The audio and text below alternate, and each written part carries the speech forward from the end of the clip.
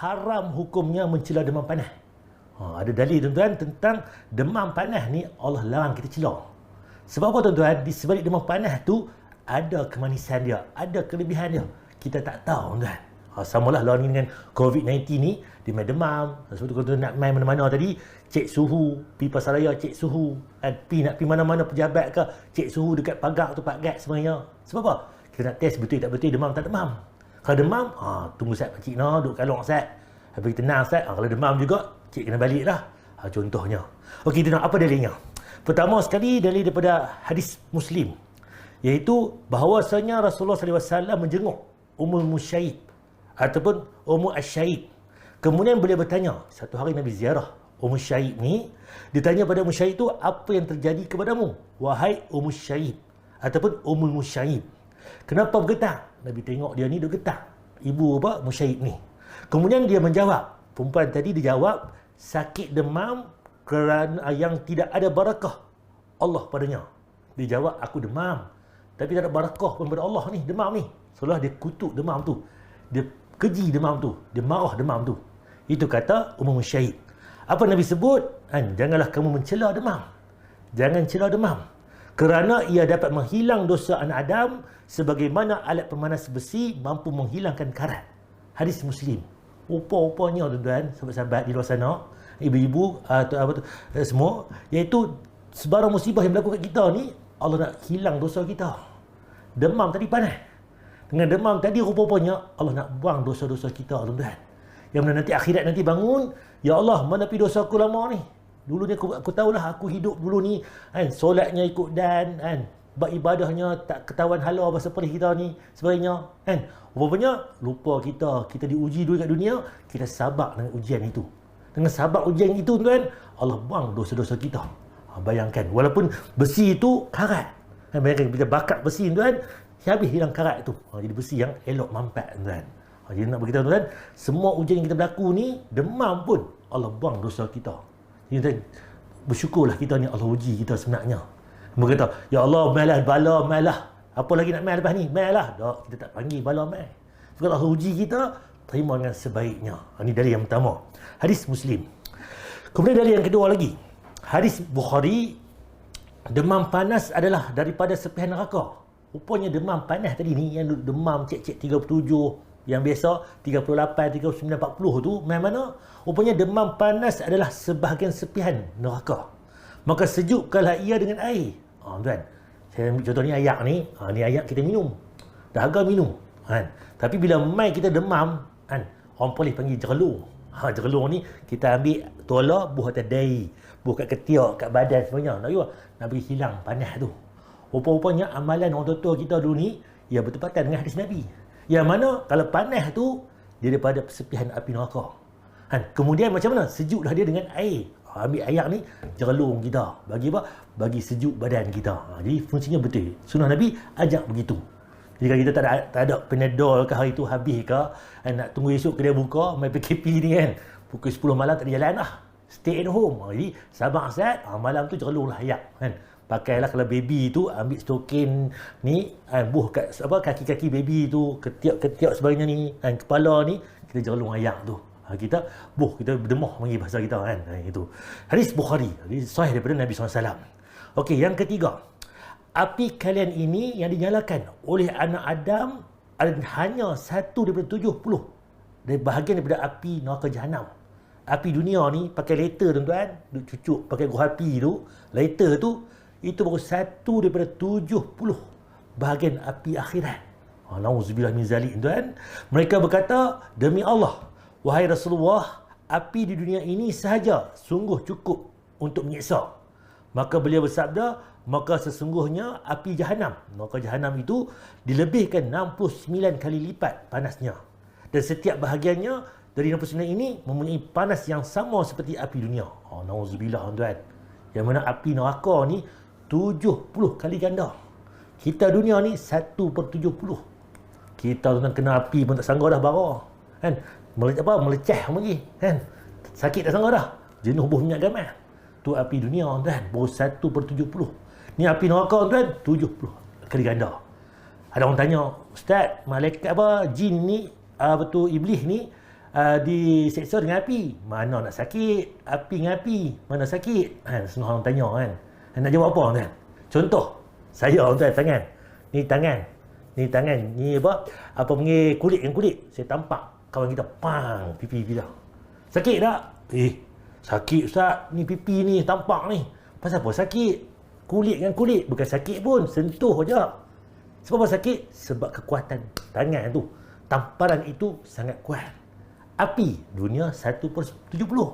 Api neraka 70 kali ganda. Jadi binaan syaitan iblis tu pun dia dengan api neraka dia kalah tuan, sakitnya teramat sangat. Itu beza dia. Jadi kita tengok balik yang Allah cipta semua ni, manusia daripada tanah, jin, iblis daripada api, malaikat daripada cahaya. Semua tu ada unsur-unsur yang Allah beri kelebihan dan sebagainya.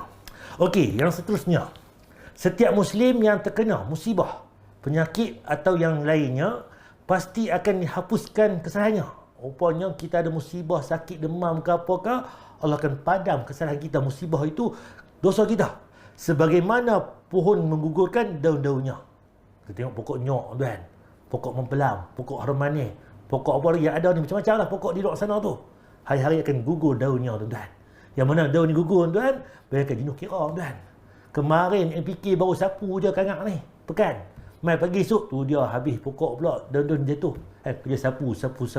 Itu daun yang jatuh. Dosa kita pun banyak tuan. Bayangkan Allah, dosa yang kita ada ni, Allah akan padam dosa kita ni. Macam mana daun gugur yang jatuh itu. Musibah yang ada ni berlaku ni, kita sabar, Allah akan padam dosa kita.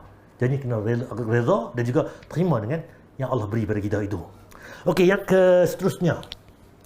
Tidaklah seorang Muslim tertusuk duri atau sesuatu hal yang lebih berat dari itu, melainkan diangkat darjatnya dan dihapuskan dosanya karenanya. Bayangkan tuan-tuan, kita mai tadi pusing menilau rumah, tak boleh pergi luar rumah sebagainya, nak keluar rumah tak boleh, pusinglah keliling pagar rumah kita tu. Buat kerja terkena duri tuan. Duri tu kecil tuan. Aduh sakitnya duri ni.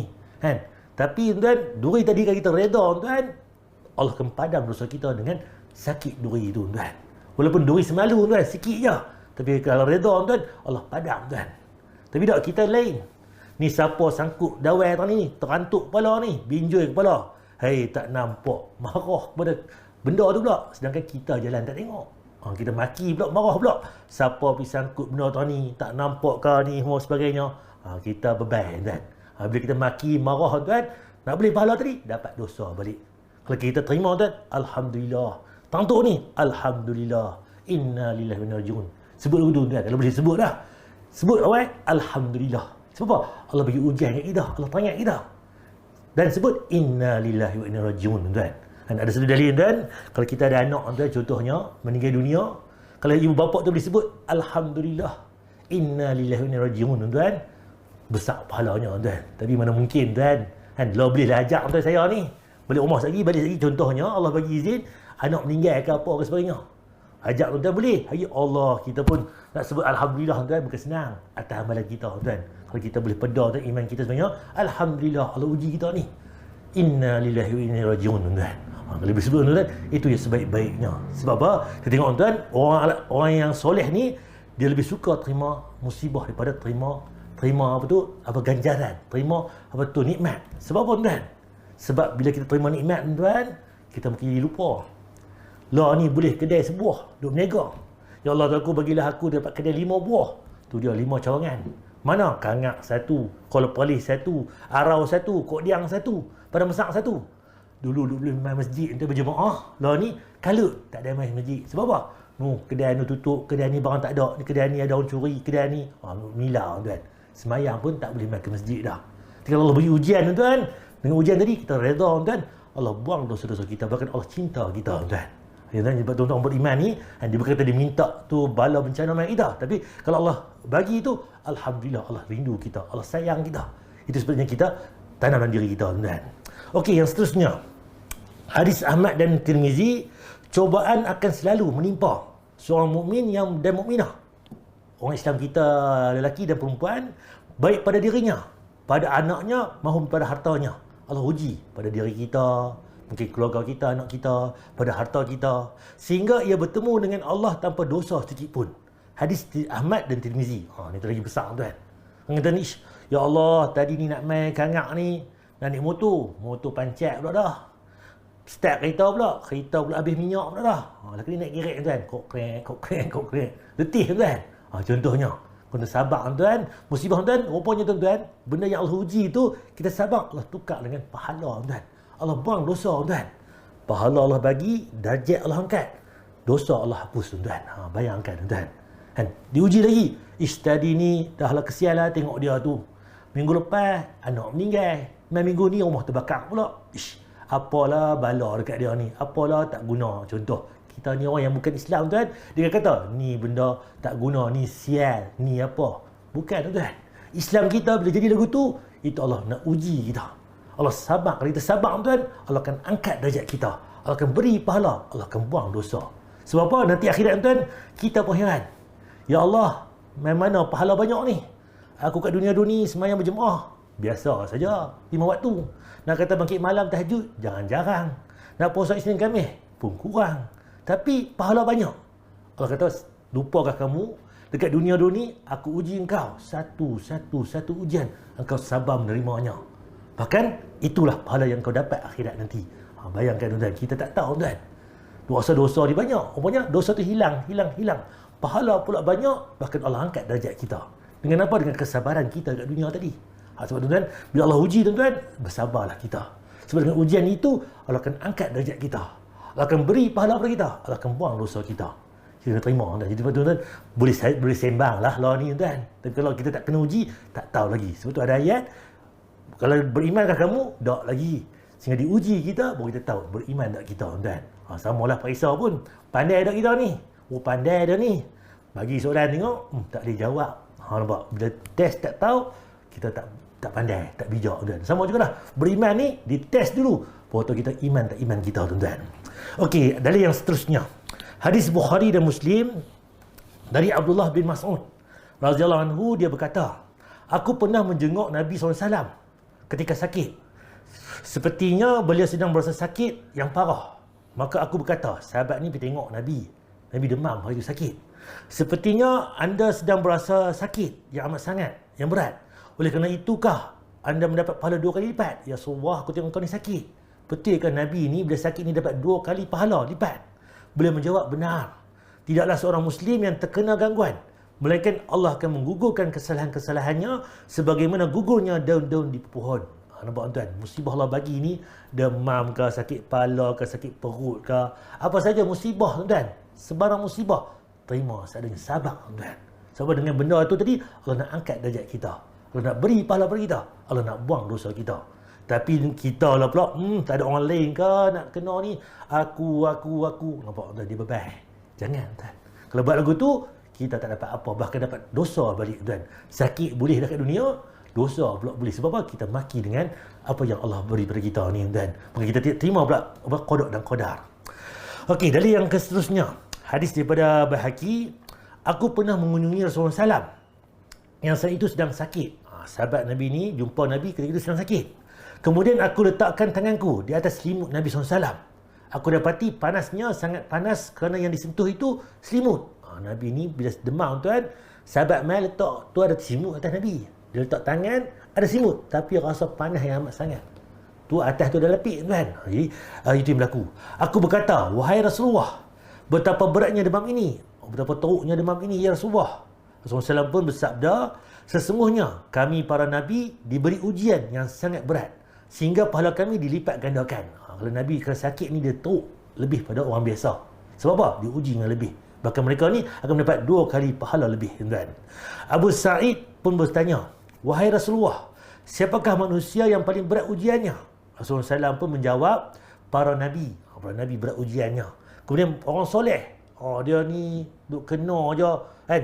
Hari tu dia meninggal isteri, ni meninggal anak, ni apa dia pula nak jadi. Kesian tengok dia ni, contoh orang soleh ni. Tak, Allah beritahu dah, Nabi diberi ujian yang sangat berat. Orang yang soleh, sesungguhnya ada di antara mereka yang diuji dengan kemiskinan. Uji dengan kemiskinan, harta tak ada. Sehingga harta yang dimiliki tinggal baju dan yang digunakan. Baju saja selai sepinggang, tak ada harta tuan. Sehingga kemudian sesungguhnya para Nabi dan orang soleh itu lebih bangga dengan ujian yang dideritainya melebihi kegembiraan kalian dari, ketika mendapat rezeki. Sebetulnya dari sebut tadi ni, kalau orang beriman ni, dia seronok dapat ujian lagi daripada dapat apa tu, dapat kenikmatan. Bukan kata ya Allah mailah ujian apa-apa mai. Kita tak panggil tuan.